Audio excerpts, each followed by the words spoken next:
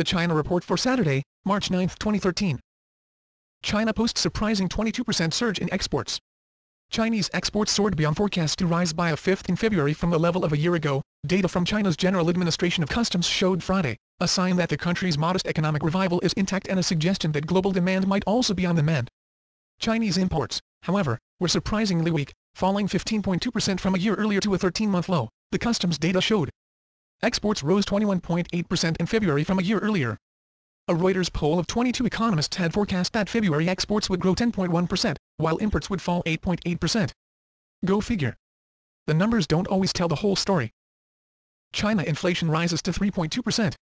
The increase in the Consumer Price Index, a main gauge of inflation, was a spike from January's 2.0% and the highest since April last year, when it stood at 3.4%, data showed on Saturday. It was also ahead of the median forecast of 3.0% in a poll of 14 economists by Dow Jones Newswires.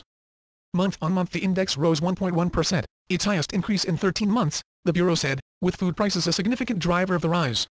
China has set its inflation target for this year at 3.5%, lower than last year's goal of 4.0% but higher than the actual inflation rate for 2012, which stood at 2.6%. China is still under considerable inflationary pressure this year. Remember, China reports inflation without data from key sectors such as food and energy. Ethnic tensions. At least 4 people were killed and 8 injured in what appeared to be a knife fight in the city of Korla, a center of oil production in the western Chinese region of Xinjiang, regional officials said Friday. The outburst of violence on Thursday increased residents' fears over a potential flare-up in ethnic tensions, a common occurrence in parts of Xinjiang where ethnic Uyghur, a Turkic-speaking people, bridle at what they call discrimination by the Han Chinese, who rule China. The police ordered people to stay off the streets in parts of Korla after the fight, but the authorities had lifted the ban by Friday. It was unclear from initial reports what led to the dispute behind the violence, whether it was mainly rooted in ethnic conflict or primarily involved other matters, like money. In the past several years there has been growing tensions in China's northwest, that threaten unity in the Middle Kingdom. 3 reasons to doubt China's export numbers. 1.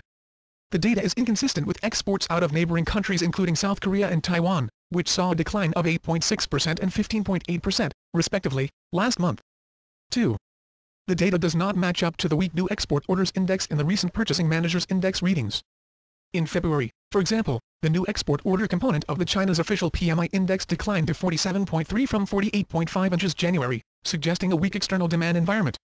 3. The data could be artificially supported by traders overstating their exports and understating their imports, in order to move capital into the country and circumvent capital controls. Think of it this way, what goes up always comes down. And China's export numbers have not gone down in many years. Is it possible? That's the China Report for today. Zaijian.